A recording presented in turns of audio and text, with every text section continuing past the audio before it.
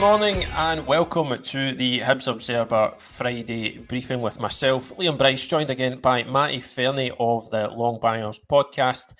To look back, a busy week at Hibs following a pretty terrible opening day in the Premiership, and to look ahead to next Sunday.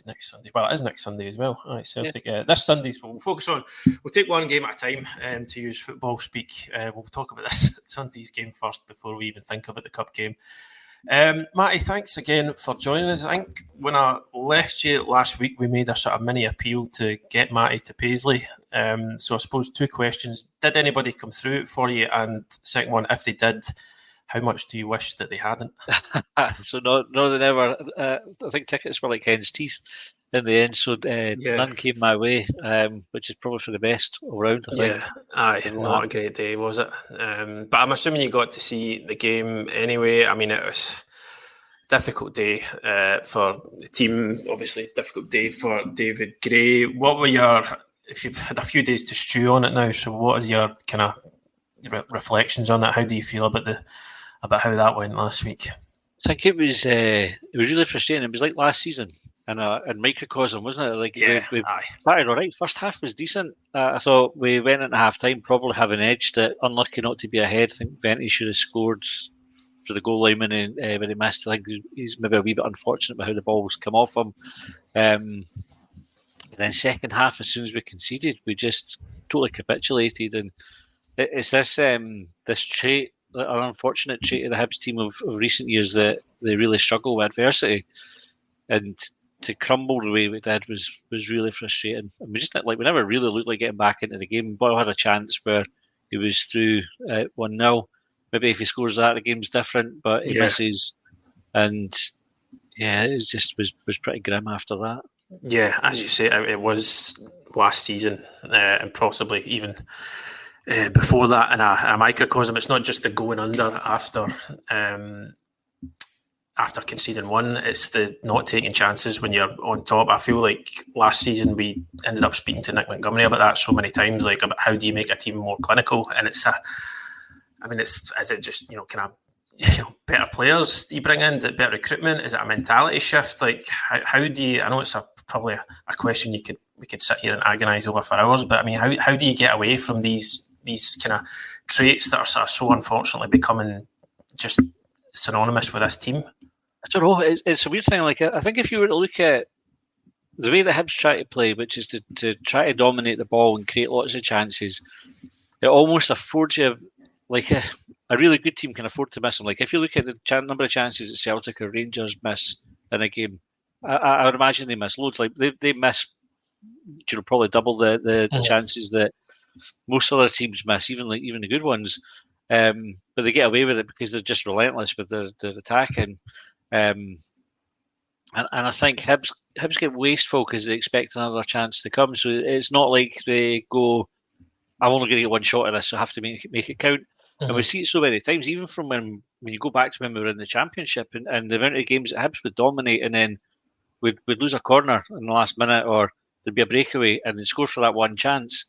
And you think it's maybe because they realise that they're only going to get one chance, so they have to make it count. Whereas, if you're a Hibs striker, you know the ball's going to come your way again. Yeah.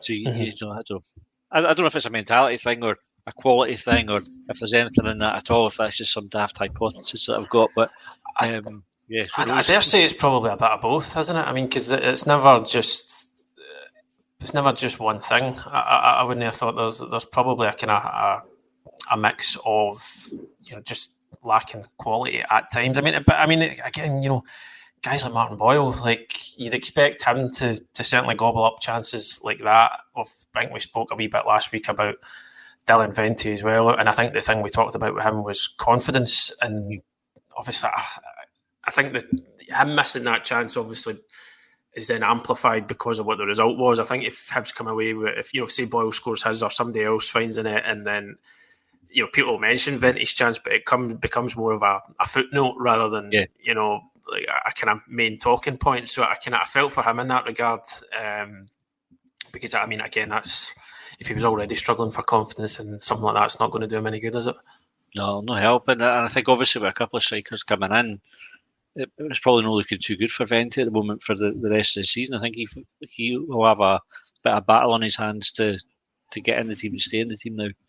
Yeah, aye. I suppose, yeah, I mean, competition's good. You don't know what that's, I suppose, what that might end up bringing out in him. But aye, at the moment, it's as you say, it's kind of, it's looking as though David Gray's made a kind of real concerted effort to add more options in that area of the pitch, which he obviously had to do. So, I mean, yeah, moving on from Sunday, because I imagine everybody over the course of this week has probably had enough of stewing on it. It was obviously followed by a few signings coming in the door. Obviously, Kukarevich came in before the St Mirren game. He got a wee bit of time on the pitch, but I think he's probably going to be a wee while before he's fully up to speed. Followed by Junior Hoylett, Nicky Cadden, and then, as kind of was expected for a wee while, Kieran Bowie. So, I mean, certainly Hibs have added options there. We can maybe kind of touch on them individually in a moment, but just kind of as a whole, have you been encouraged by this business? Do you think these are sensible transfers, or are you kind of still on the fence? I'm encouraged by it. I mean, no doubt. I think there's a risk that you get carried away, and to go back to the January window. The January window looked like we'd done great business, and then we went backwards. We went from 6th place to 8th place on the back of it, or last summer where there was a lot of backslapping with the business that was done, and we got off to an awful start. And so I think the signings make sense. There are definitely areas that we need to fix. I think we're still maybe short in the midfield. And I think the quality is there on the face of it. But I think we probably need to wait a couple of months to see, have they actually improved the team? I was having a chat on Hibsnet last night, and you would ask, because it would go back to all the signings, like, is Ekpiteta better than Will Fish, for example? Is Hoylett better than Yuan, who looks like he might be on his way out? Or Bowie or Kukarevich, are they better than Melida? Like, have we upgraded the team, or are we standing still, or are we slightly worse? There is that question mark over them. But at the same time, they all come looking like decent signings, and I'm fairly optimistic that they'll do well.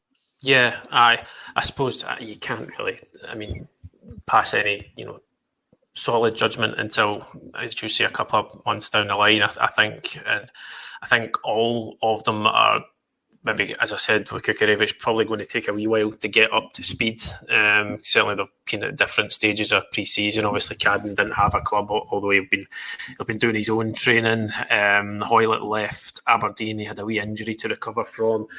Kieran Bowie, I don't think would be too far away, but I kind of wouldn't be surprised, as I say, if David Gray is quite careful with them at first. I know when new signings come in, and especially off the back of a bad result, everybody wants to get them in the team. But I think there's so much care and caution around players these days that it might be maybe a kind of slow release, a slow burn of them getting into the team. I mean, I dare say, kind of at least a few of them will feature this weekend. But I suppose the hope is, even if you don't, guys like Melida, he was a kind of level above, wasn't he? But I suppose if you can't get a player of that quality, and obviously it's kind of in Scottish football, if you're outside of the Celtic and Rangers, it can be rare for an opportunity to come along to recruit a player like that. But I suppose the hope is, even if you can't, sign somebody exactly of that quality, and I don't want to go all like Moneyball on it, but like you can create something that's more than the sum of its parts, a team that gels well together. Because I don't think anybody would you look at, some people might disagree, I don't know, but you kind of look across the pitch at teams like maybe St Mirren and Dundee, who finished ahead of Hibs last season, and in a kind of a lot of areas you would probably say, well, these aren't individually better players. So I think it's the kind of key to success, I think, for me, at a certain level in the Scottish Premiership is, you're most of the time you're only going to be able to recruit a level of player that is, there is a ceiling there. And that's not to say you can't recruit good players, and the Hibs shouldn't be looking to do that. But for me, it seems that maybe the focus is, kind of less on, or should be less on, individual players, and we're creating a team that works together, because I think that's what other sides like Dundee, St Mirren, Kilmarnock have achieved over the last few years, whereas Hibs just haven't been able to do that. It's definitely that the greater than the sum of its parts element is definitely something that we've been missing. And And yeah, you've seen it so many times, like teams who you wouldn't swap any of the players. Really, like if you go back like last season, Ross County or Livingston beat us at times, and there's not really many of those players would make it into the Hibs team. So I agree. Like I think it's hard to replace somebody like Merlida like for like. If you can get somebody who's on the way up, like Bowie, this is maybe the way to do it. But often, like you see, you don't really need them to be that good. If they're the right fit for the team, they'll actually perform better anyway. Yeah. And I guess that's kind of what we've got to hope for. Aye, I think David Gray, he alluded to that. I think when he first came in, he'd be talking about creating a sort of strong spine, and then maybe being able to sprinkle one or two on top of it, like a kind of bit of stardust almost. So again, maybe the hope is that young guys like Kieran Bowie will develop into that, that kind of that higher level player. He's obviously a young guy with a lot of potential. I don't know if you've seen how much of what David Gray was saying yesterday, but he seems to really, really rate Bowie, doesn't he? Mm-hmm. Yeah, and I don't really know much about Bowie, but I've got a friend who's on one of the Race Rovers podcasts, or the Race Rovers podcast, and so I reached out to him to say like what it's like, and he couldn't have spoken more highly of him. He had all the attributes to do well, like especially in the Scottish League because he's got the pace and the power. David Gray spoke very highly of him as well, and definitely sees him as I think a kind of key component of the team. So. I'm excited about it. Bowie's probably the one out of all of them that I'm most excited for because he has that young profile. He's on his way up, and I think there's quite a few other teams that were interested in him. So I'm glad Hibs have got him. Yeah, so we'll see how that pans out. Obviously, and you touched on. Did you touch on earlier that you think the midfield is still a wee bit short? I think I agree, but I want to hear your perspective on it first. Yeah, I think we saw it on Sunday, and it's bad because we'd played the League Cup games and had done pretty well. Right, Kelty result to one side.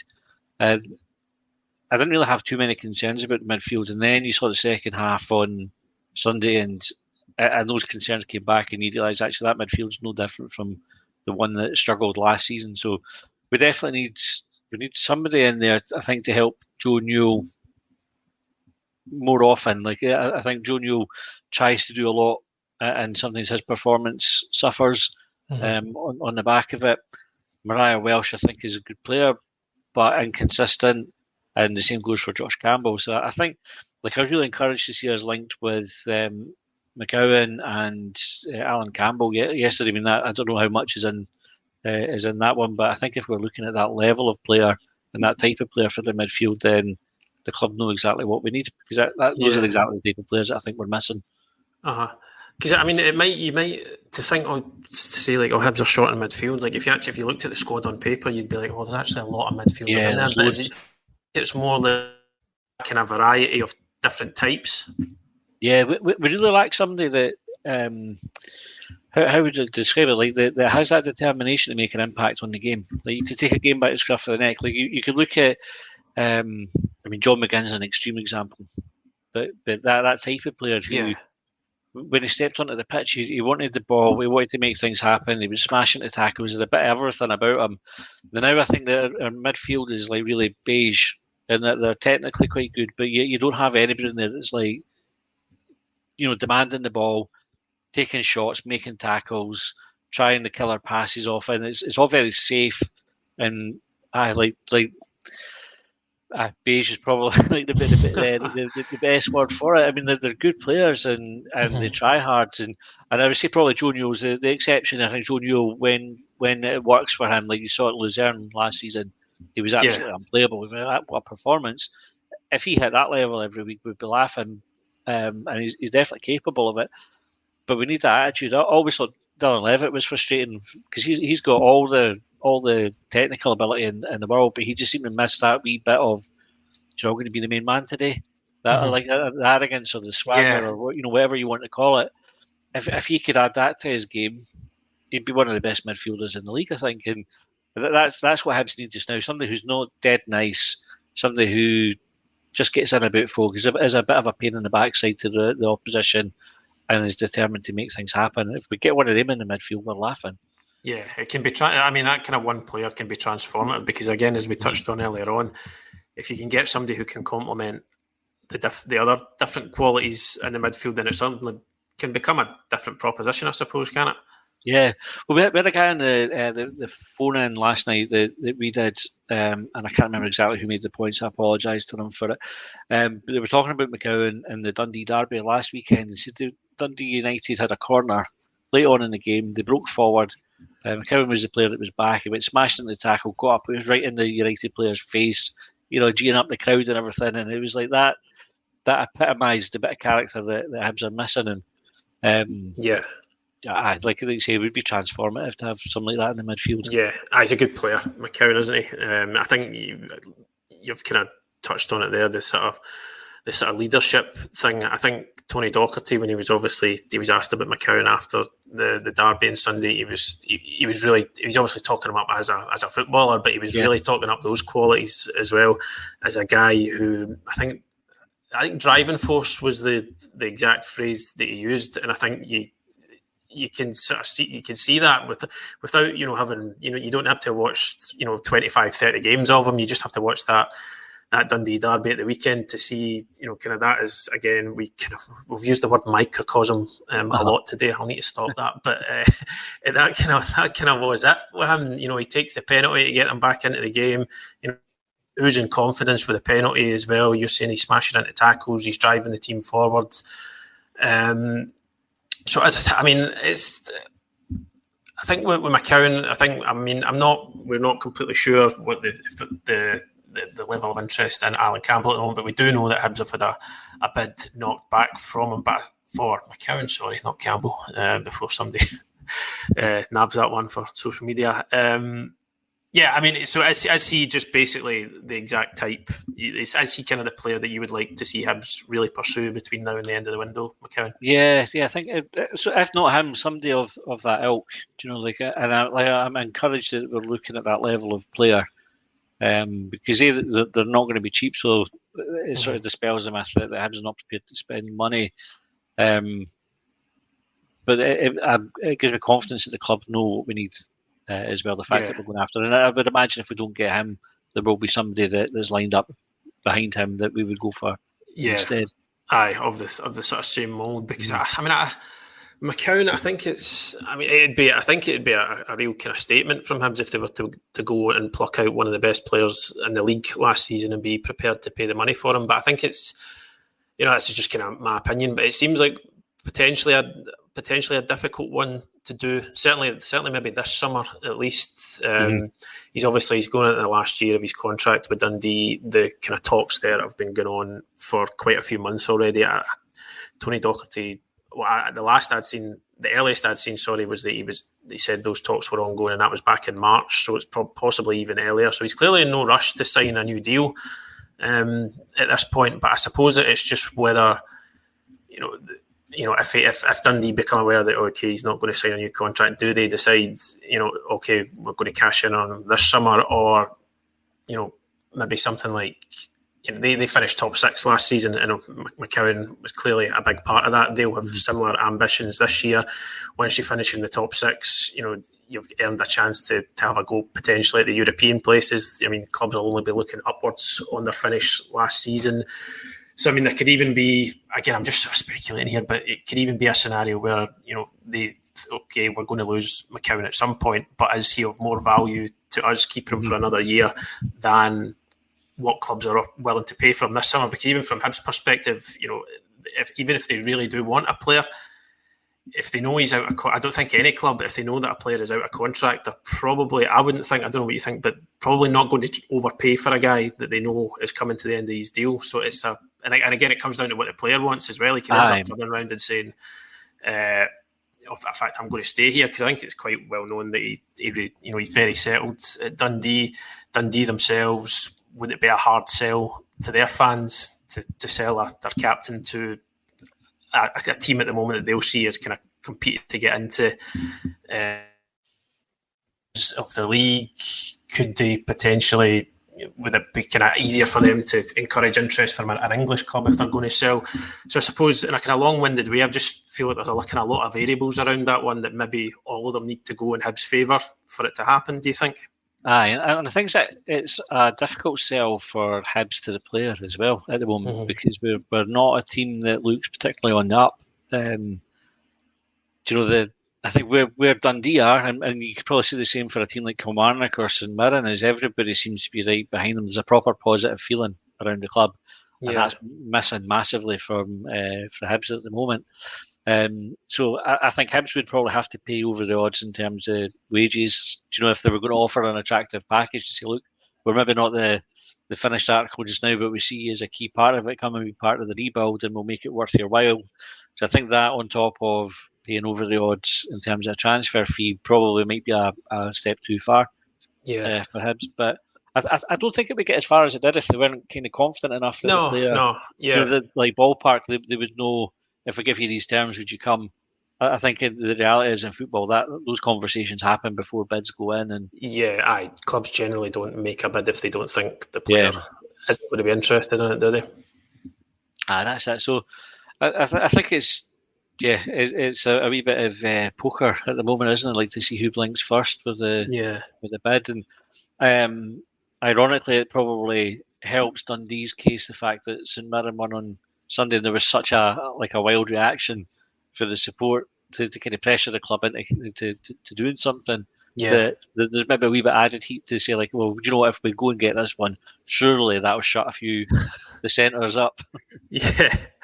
Aye, and it's people were right. Do you know what I mean? And their reaction to it. I mean, some people might look at it, and I know we're going back to. I'm not going to get back to the St Mirren game for too long, but I think the kind of frustration was very justified in thinking that we need to see the club react to this, really, wasn't it? And I suppose in a way they have done that with the new signings. Kind of whether it'll pan out as everybody hopes it does remains to be seen. But kind of immediate future is Celtic coming to Easter Road on Sunday. How are you feeling about that? I'm probably more optimistic than I should be, to be fair. I mean, I think any logical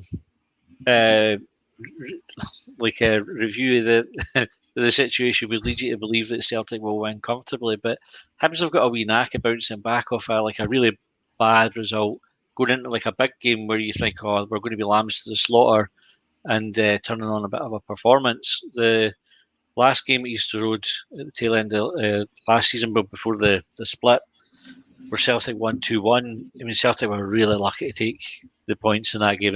Lucky to get anything, I thought. And for all Celtic will complain about referee conspiracies against them and everything. I mean, they were bailed out massively by the officials in that game. And we had the 0-0 before that with them. So it's not an easy ground. Brendan Rodgers doesn't have a great record at Easter Road. I think that was his first win in his two spells at Celtic. And I think if I look at the pre-season when we played Pauk, who were a better team than Hibs are, you look at the way that David Gray set the team up, and we were really kind of compact, limited the number of chances that they got, and obviously we nicked a goal ourselves out of nothing, really. I think we might see a similar setup to that, where we just kind of go and say, well, we're not bothered about bossing the ball or trying to kind of pin you in your own half. We'll let you come at us and counter-attack you, and I don't really have too much of a problem with that. I think if we do it and do it well, we've got half a chance. Yeah, David Gray actually, he got asked about that yesterday. You'll be able to read it on the website just now, about like the adjustment from playing St Mirren to then playing. So it's quite a unique thing to the Scottish Premiership, isn't it? Where you can go for a game where you're expected to go and dominate the ball and make things happen, to a game where you're so far the underdog. But I think you make a good point, and he was asked about it, Gray, and he answered, but obviously he's not going to give away the state secrets in terms of what his tactics are going to be.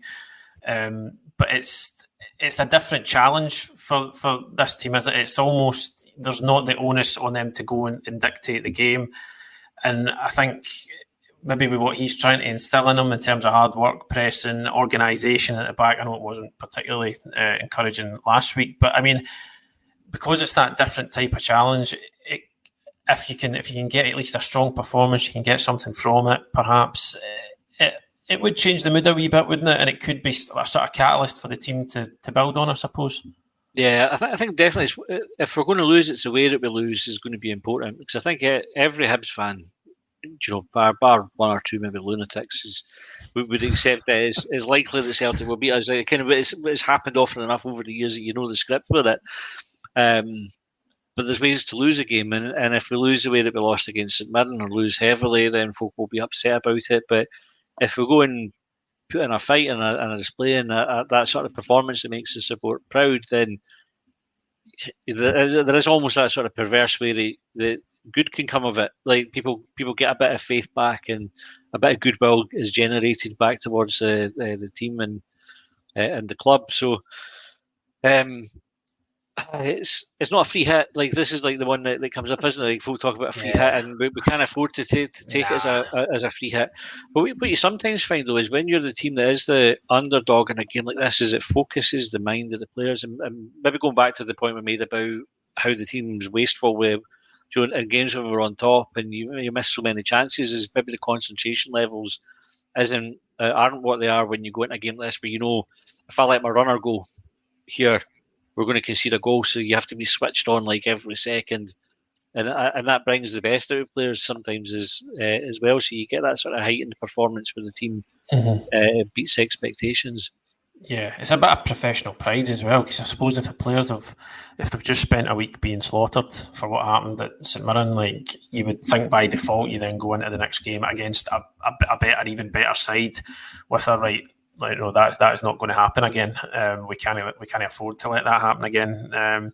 So obviously that comes into it as well. But yeah, we'll see what happens this coming Sunday. But for now, I think folks, we're going to park it there. Thanks again for joining us, Matty. Really do appreciate it. Yeah, plenty of content to take in ahead of the game, folks. It's extra press conference stuff because it's a Sunday game, so you'll be able to read all that on the website. There'll be an interview with Mikola Kukarevich going up there tonight, and then more through the weekend. So yeah, thank you very much for joining us. Please do continue to hit that subscribe button on YouTube. We really do appreciate it, and we'll see you over the weekend. Thanks for joining us.